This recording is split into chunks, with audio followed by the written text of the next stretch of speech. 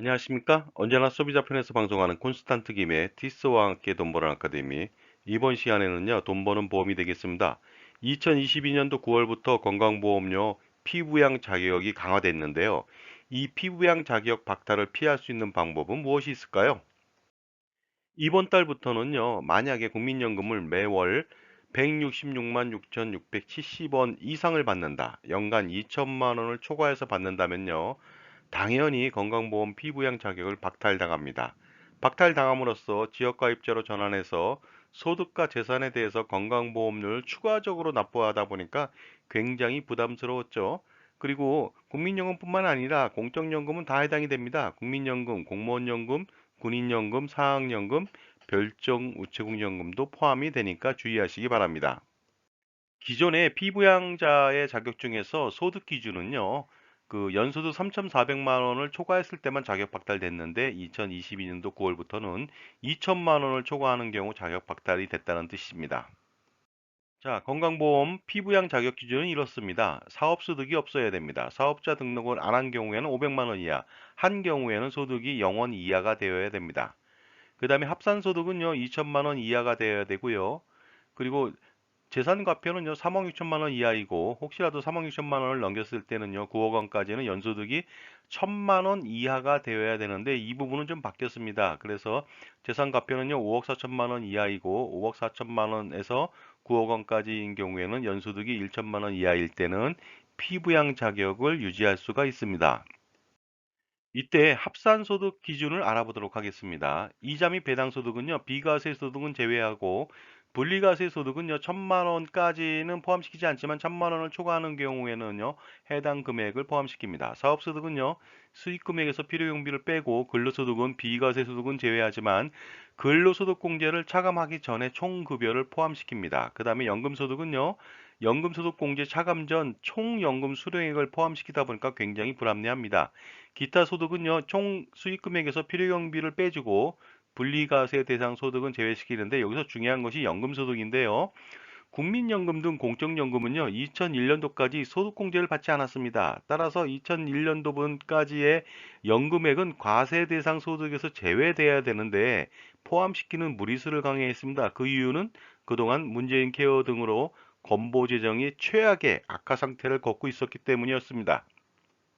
이로 인해서 2022년도 9월부터 연금 소득자 중에서 13만여 명이 피부양 자격을 박탈당합니다. 그리고요, 전체 소득자 27만 3천여 명이 피부양 자격을 박탈당합니다. 이는 전체 피부양자 1,800만여 명 중에서 1.5%에 해당되는 수치가 되겠습니다. 그렇다면 연금 소득자 중에 공적연금별로 몇 명 정도가 박탈당하는지 알아보도록 하겠습니다. 국민연금은요, 2,689명이 박탈당합니다. 공무원 연금은 폭탄을 맞았습니다. 10만 5,516명이나 됩니다. 군인연금도 11,055명이고요. 사학연금도 1,931명이 되겠습니다. 별정우체국 연금도 707명, 토탈 13만 898명 정도가 박탈당할 것으로 보입니다.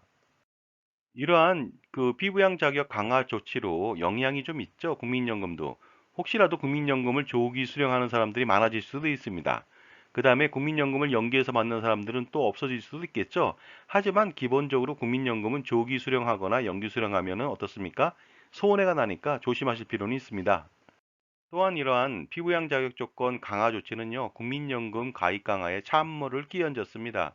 기존에도 기초연금 수령 시에 국민연금액을 감안해서 삭감하는 바람에 국민연금에 찬물을 끼얹었는데요. 이제는 임의 가입이라든가 임의 계속 가입에 대한 의지를 약화시키고 있지 않을까 하는 우려감이 듭니다.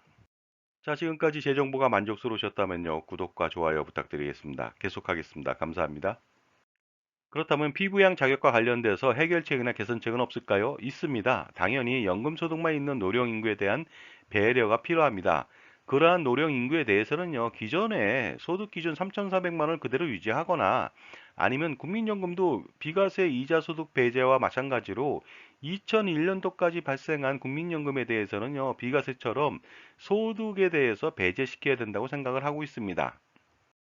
이런 조치가 따라야만 더 많은 것을 얻을 수가 있게 됩니다. 예를 들어서 공적연금 가입을 강화시켜서 재정 안정화에 도움이 될 수도 있겠죠. 하지만 현실은 그렇지 못하니 자구책을 찾아야 될 것 같습니다. 그 중에 하나는요, 연 2천만 원을 초과하는 연금을 받는 분들은요, 나중에 근로소득을 추가로 창출할 필요가 있다고 봅니다. 예를 들어서 근로소득 월 100만 원을 수령한다고 가정해 보겠습니다. 그러면 근로소득에 대한 건보료를 부담하고요. 뭐 비록 급여의 소득 부분에 대한 보험료도 부과는 하겠지만 미미할 것으로 보입니다. 만약에 연금소득자가 그 근로소득을 월 100만 원 받는다면 직장 가입자처럼 어떻습니까? 건강보험료 6.99%를 내야 되겠죠. 물론 그중에 반을 내겠죠. 그 다음에 6.99%의 건강보험료에 대해서 12.27%의 장기요양보험료를 부담하면 되겠습니다. 그리고요, 혹시라도 연금소득이 2천만 원을 초과했다 그랬다면요, 공적연금 소득평가율 50%를 적용해서 그 50%에 대해서는 다시 또 건강보험료를 부담하면 되겠습니다. 그렇다면요. 근로소득 100만 원을 받았을 때 건강보험료는 어느 정도인지 알아보도록 하겠습니다. 과세 대상 소득은 70만 원에 불과합니다. 왜냐면요. 비과세 식대가 10만 원이고요. 차량 지원이 20만 원이고요. 비과세 식대는 내년도부터는 20만 원으로 상향 조정될 것으로 보입니다. 이랬을 때 건강보험료에 대해서 알아보도록 하겠습니다.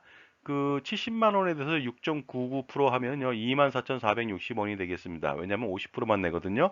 장기 요양 보험료율은요, 24,460원에 12.27%, 3,000원이 되겠습니다. 따라서 토탈 100만 원 근로소득에 대해서 27,460원만 내면 되겠습니다.